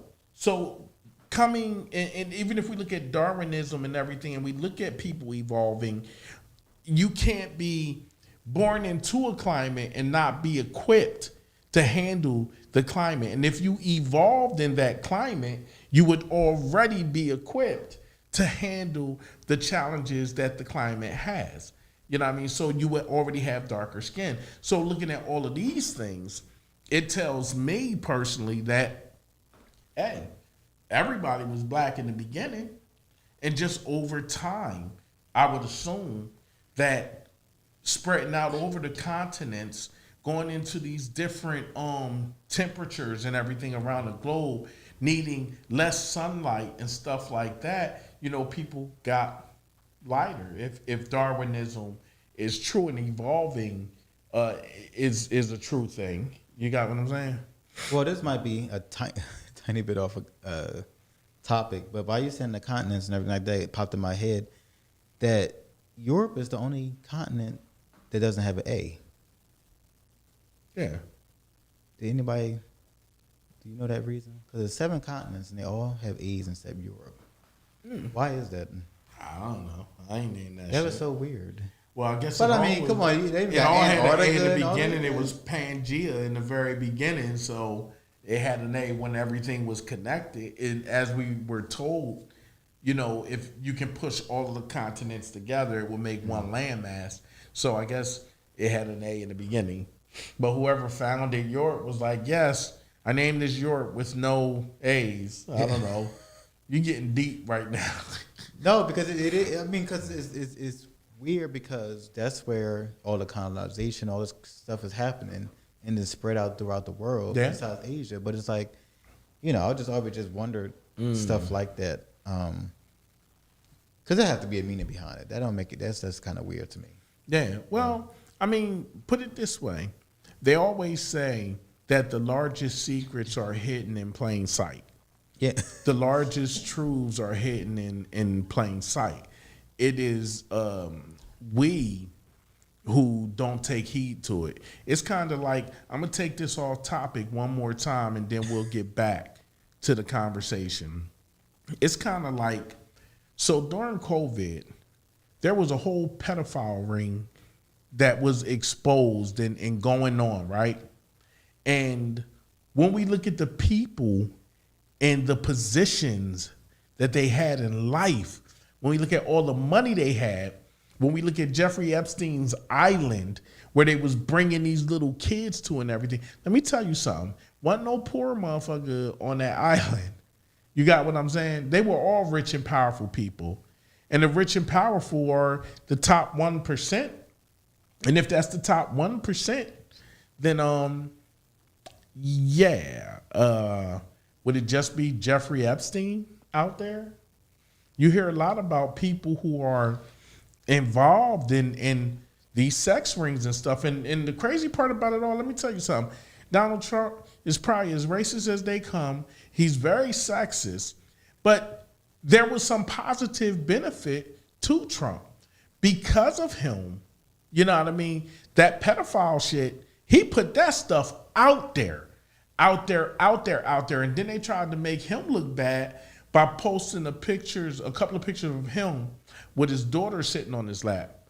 And he said something creepy one time on a talk show. He was if she wasn't my daughter, I would date her. You got what I'm saying? So yeah, that's creepy. But once again, that's that rich people shit. And I think that incest and things of that nature, even back in Egypt and stuff, was like a true thing. They was trying to keep bloodlines pure and stuff, not realizing that it caused medical deformities and stuff. So I just want to know, like, what happened to all of that and all of that fire behind that? What happened to all of the fire behind the whole UFO thing? Like, all this shit came to light when Trump was in office, while COVID was going on, while the country was burning, while the cops was shooting and killing. It was a whole, let me tell you something, 2020 was an eventful fucking year. It really was.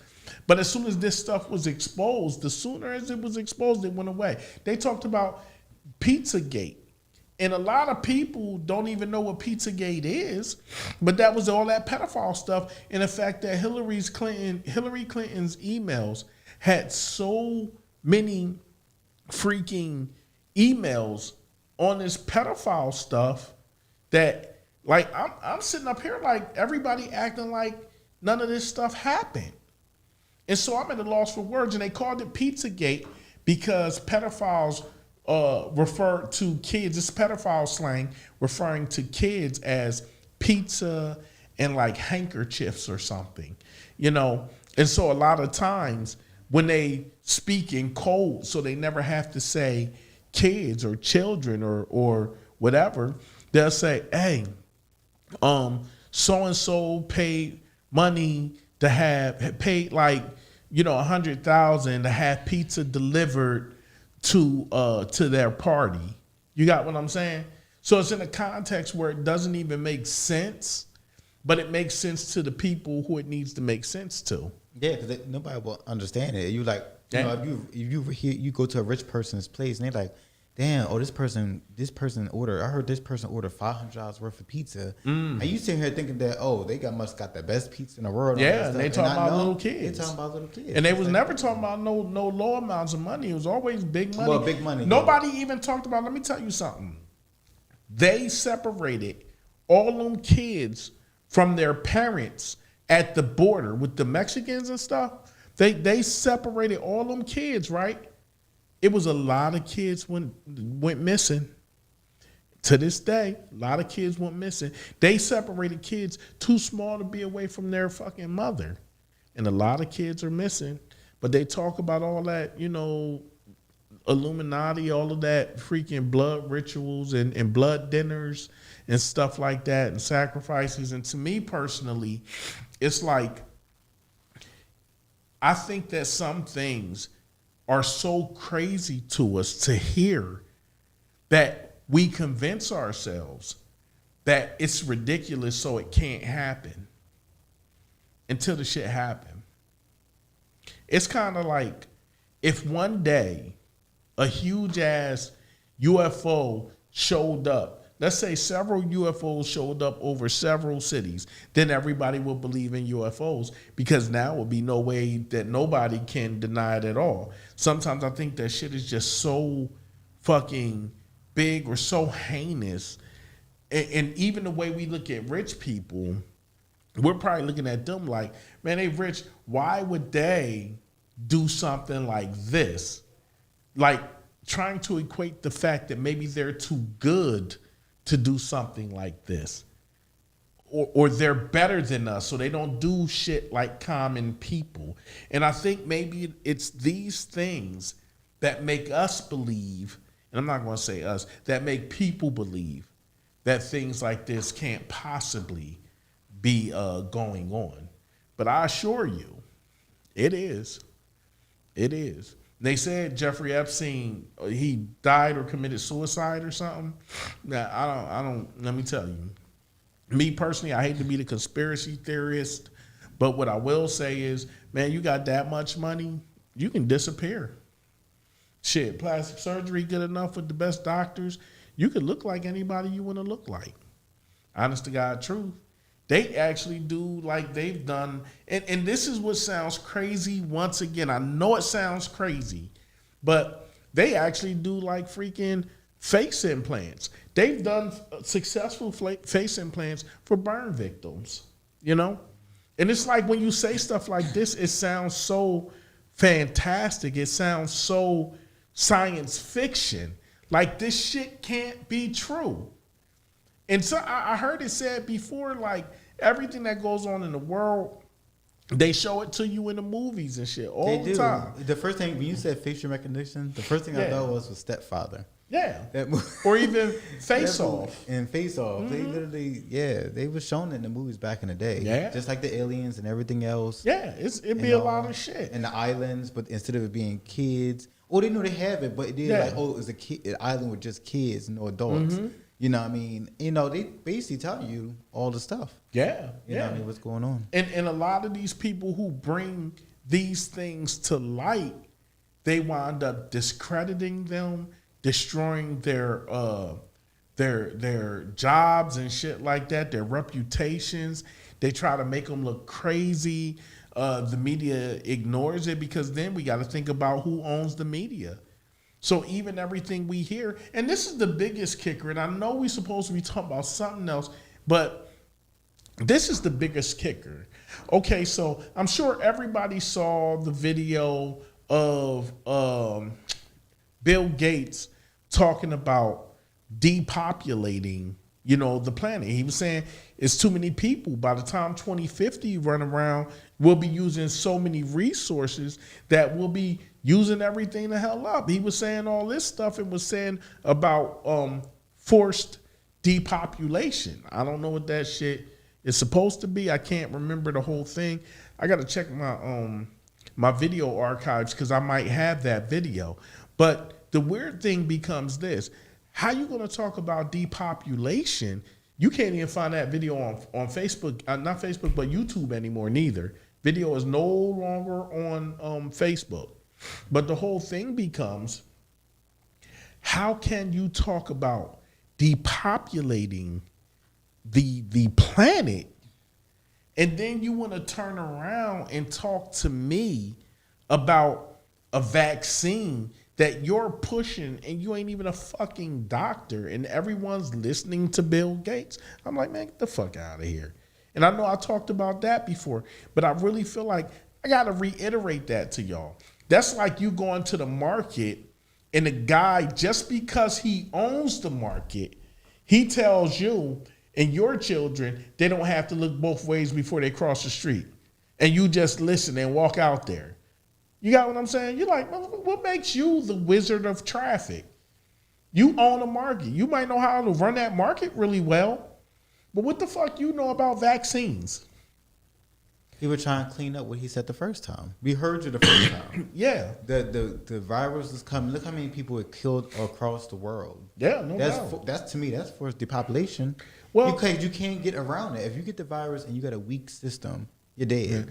And the problem is for every one person that dies, like 2 people are born. That's how many people are having kids. And that's why they always want to start in Africa first, because a lot of places in Africa, on average, a household is between 6 to 7 kids. The lady I just saw earlier today, she had 36 kids. And in a lot of places in Africa, a little girl is more likely to get raped than have an education. That's sad, you know? I'm just putting it out there. These are things that I'm putting out there. Hook up some of them comments, please.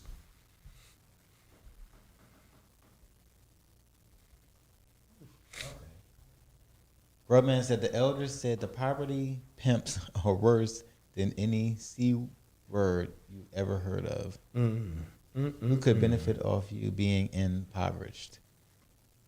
Come together and make an impact. What happened to slow dancing? John Legend's wife, Rubik said, "Oh yeah, she's a hot mess." Grubman said opportunities, internships, coding, 4-H club farm. That's another pedophile thing. Yeah, okay. Lisa Johnson said, "Hello guys." Hey Lisa, how you doing? Owen said, "I wonder if they make his interview in a George magazine from the 80s. He spoke of COVID removing folks in the year 2020. Wow. I'm glad to look that up. He said George magazine. George magazine in the from 80s. The 80s. Yeah. They probably got a different name for it and stuff like that. Yeah. Yeah, we got anything else up there? That's it for now.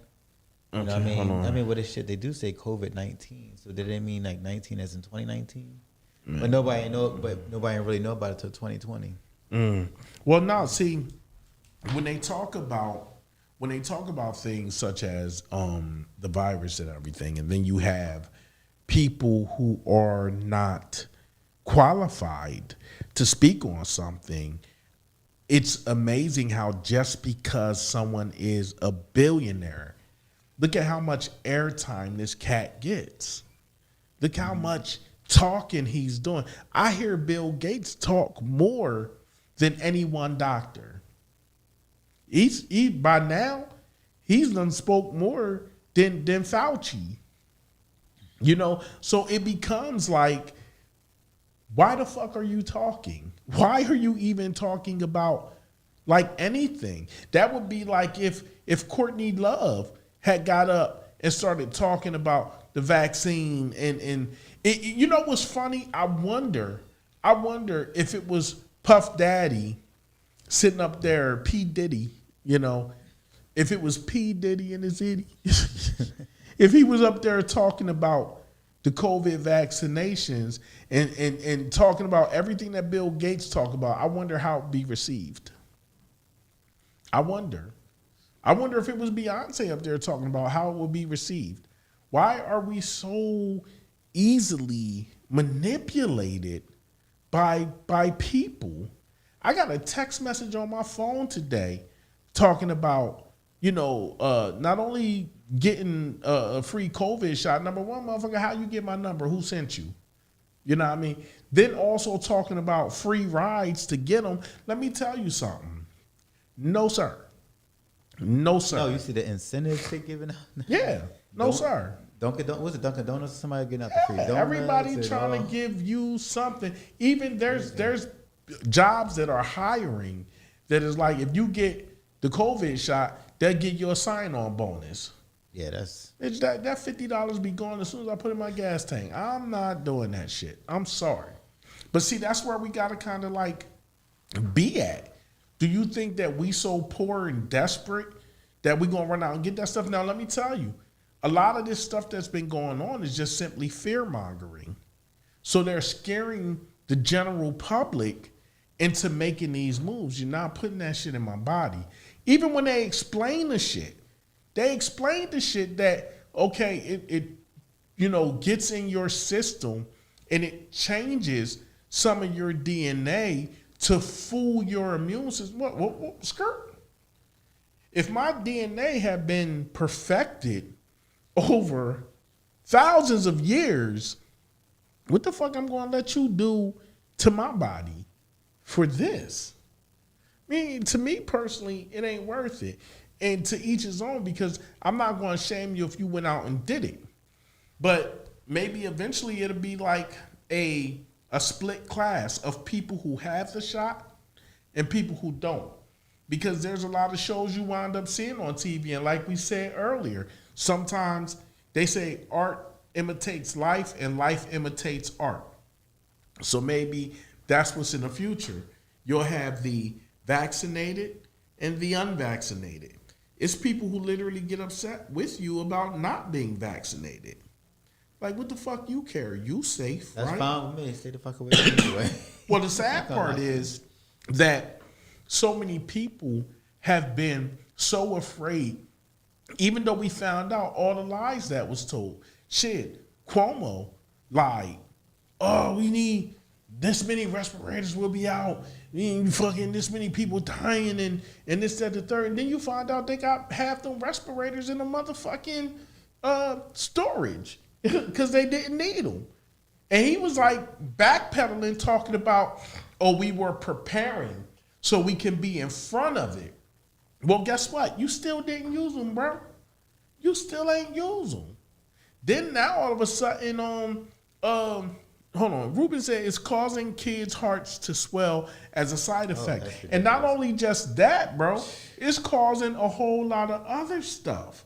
But these are the things that don't nobody want to talk about. Where you can, even if you get vaccinated, you still can catch it. It's just that you're going to be less affected from before. Well, I'm going to tell you like this. Yeah. You're not going to give me something and tell me I'll be 90% protected. If you gave me a rubber, if you gave me a condom today and told me that Holly Berry had AIDS, but this condom will protect me up to 90% to not get it. No, 10% is just too much of a jump. Shit, 1%. Yeah. But I'm just saying 10% is too, I don't want it that bad. I'm sorry. I don't want it that bad. And then on top of that, y'all rush this thing through, and then everybody's justifying that. They're saying, oh, well, we rush past the typical channels. Oh, my God. So that we can get the vaccine out to people. So they rush through these channels, right? Now, the average time it takes a medication to come to market is about 10 years. And millions of dollars. But that's why medications are so expensive. You know what I mean? So 10 years and millions of dollars, right? You did this shit in a couple months. And you giving that shit away for free? And that's another thing that I keep saying over and over again. They're giving this shit away like it's motherfucking air. Like ain't nobody paid for it or whatever. Where's this money coming from to pay for the shit? That's my question. Who's paying for these vaccines?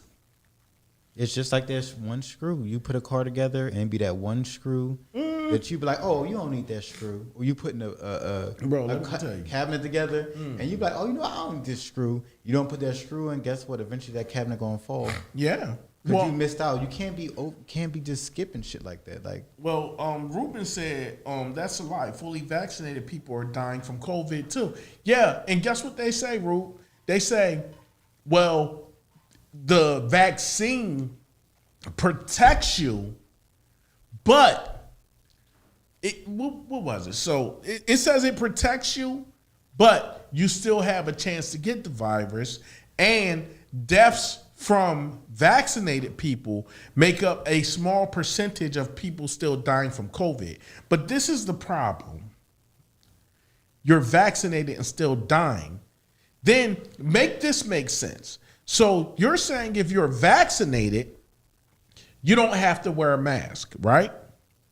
But even though you're vaccinated, you can still get COVID. You can catch it being vaccinated. So why would anybody not still wear a mask if even if you're vaccinated, you can still catch it? Now they got another strain out, and that strain is killing people. So even a vaccination that you got before, it's not going to protect you from the new strain. It's just not. That's why they always switched up the flu shot. And who knows? Maybe the flu shot was like a test run for all this shit. Maybe the flu was, period. You got what I'm saying? I don't know. I'm waiting for them to bring up the situation with the HIPAA.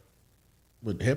They're gonna have to make some changes because it's not making any sense. Because like you go to a store, everybody walking around, they're like, well, if you're vaccinated, you don't have to wear a mask. If you're not, then it's you gotta dumb. wear a mask. But how you can't? You can't can't walk up to me and say, "Are you vaccinated?" Yeah. Anything like that through the HIPAA Well, law. they was talking about So it's coming like- up with a because some countries already have like COVID visas, and so what it is that you have this card that it's in a plastic joint that you scan or whatever, so that you can get entry into events and stuff, and they're already doing it in a couple countries.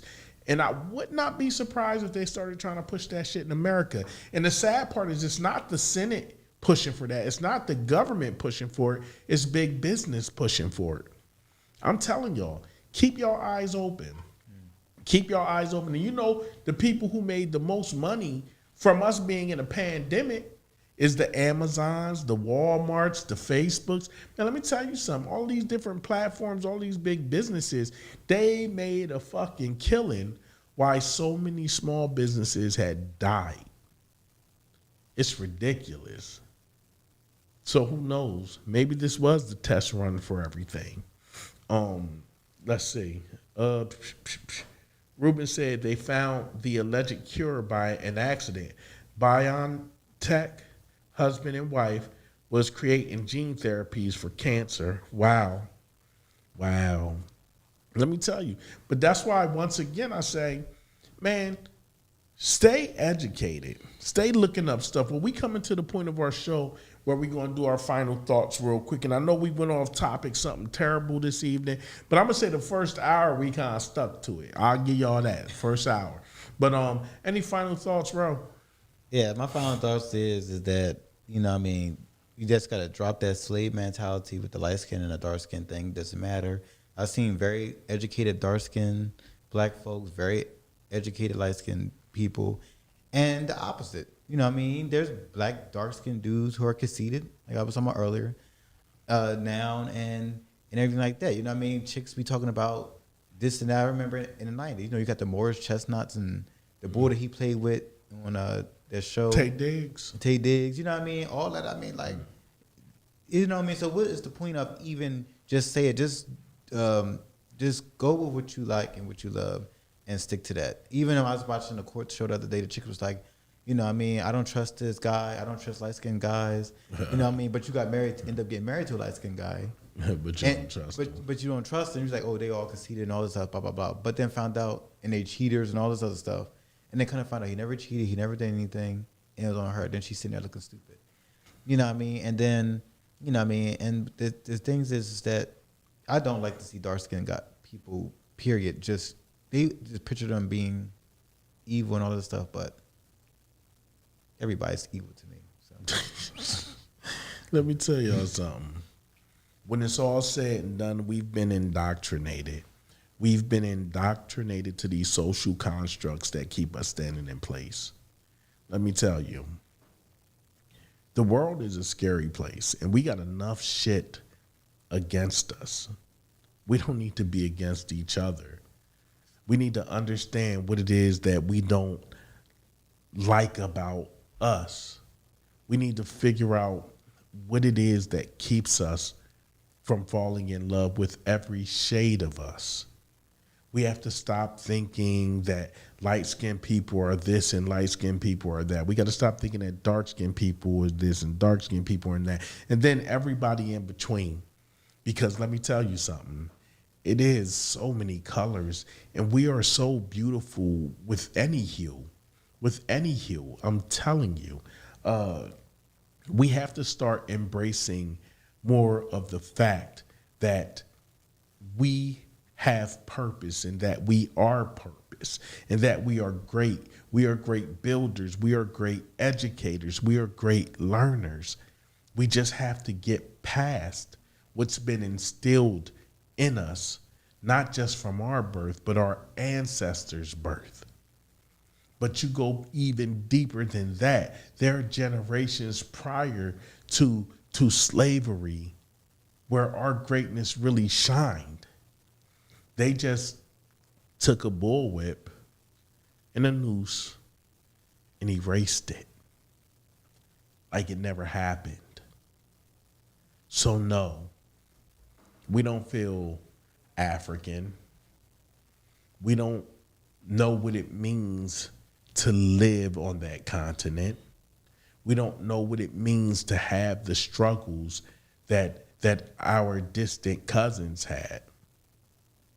We don't know what it means because we've been disconnected from our land. We've been disconnected from our families. We've been disconnected from our histories. We've been disconnected from our gods. And that wasn't enough. They had to bring us here and disconnect us from each other to complete the plan. It's time to wake up. I don't want to sleep anymore because it hurts too bad. And the reality is,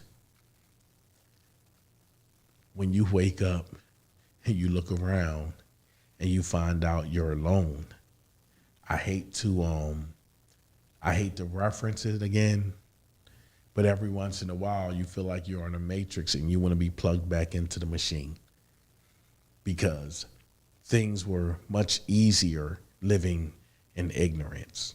But when we get together and we talk, when we get together and I see y'all comments, it lets me know that I'm not alone. When me and Ro get up here and we bust it up, it lets me know that I'm not alone. We are great. We've been great.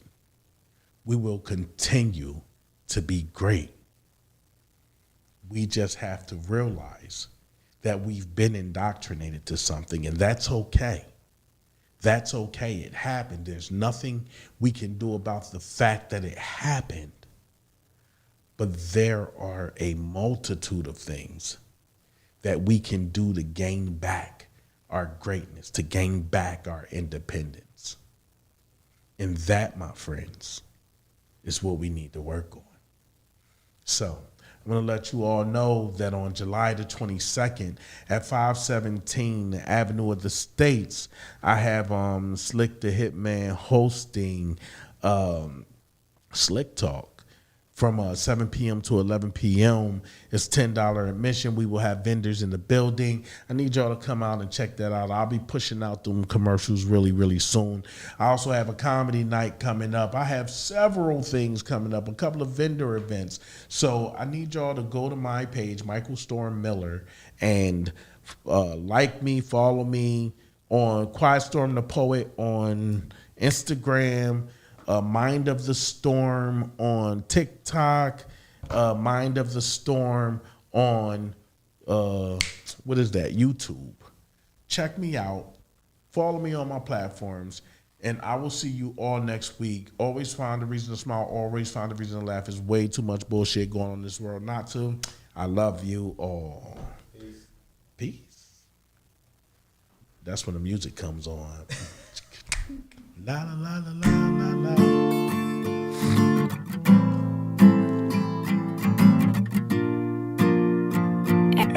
Ghost Production.